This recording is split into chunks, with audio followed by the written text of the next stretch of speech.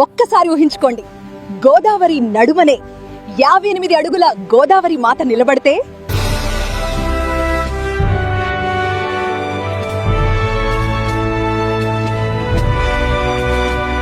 Hello Rajahmundry. మన రాజమండ్రైన్స్ feeling కి కొత్త రూపం. హైదరాబాద్ కి హుసైన్ సాగర్ ఉన్నట్టే ఇప్పుడు రాజమండ్రికి కూడా ఓ ఐకాన్ రాబోతోంది.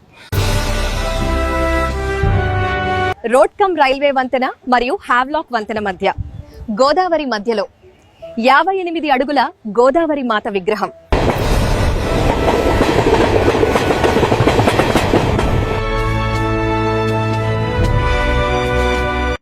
ఫ్యామిలీతో, ఫ్రెండ్స్ తో బోట్ రైడ్ లో వెళ్లి చూస్తే గూస్ బంప్స్ గ్యారంటీ. ఇది కేవలం స్టాచ్యూ కాదు, ఇది రాజమండ్రి ప్రైడ్. ఇది కంప్లీట్ అయితే రాజమండ్రి మ్యాప్ లిటరలీ మారిపోతుంది. టూరిజం నెక్స్ట్ లెవెల్ కి వెళ్తుంది. నైట్ లైటింగ్ లో చూస్తే ప్యూర్ ఇంద్రలోకం వైబ్స్.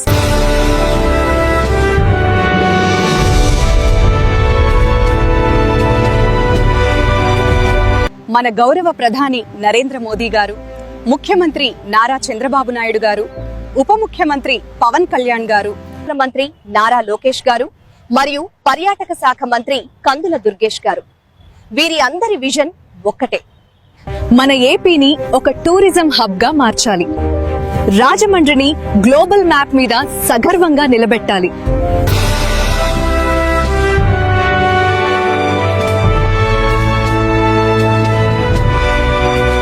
గోదావరి మాత విగ్రహం ఏర్పాటు చేయడం అనేది కేవలం పర్యాటక రంగం కోసమే కాకుండా మన సంస్కృతిని ప్రపంచానికి చాటి చెప్పే గొప్ప ప్రయత్నం.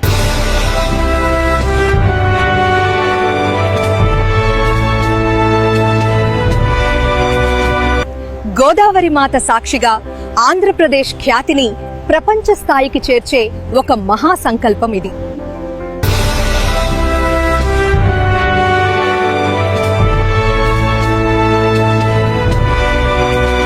గోదావరి అంటే మనకి ఒక ఇమోషన్ కదా. ఇప్పుడు ఆ ఇమోషన్ కి రూపకల్పన. రండి, ఎలా ఉండబోతుందో చూసేద్దాం.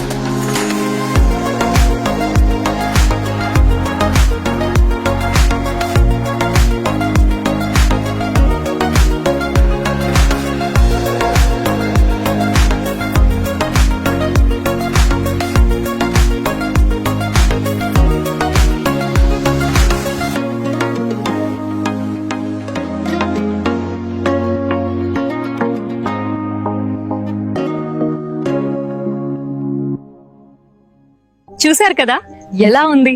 ఒక్కసారి స్క్రీన్ లో చూసినప్పుడు ఇంత ఫీల్ వస్తే లైవ్ లో చూస్తే ఎలా ఉంటుంది ఊహించండి. మీరిప్పుడు చూసింది జస్ట్ డెమో.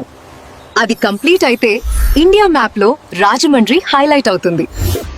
ఇది కేవలం వ్యూ కాదు, ఇది ఎక్స్పీరియన్స్, ఇది ఇమోషన్, ఇది రాజమండ్రి ఫ్యూచర్.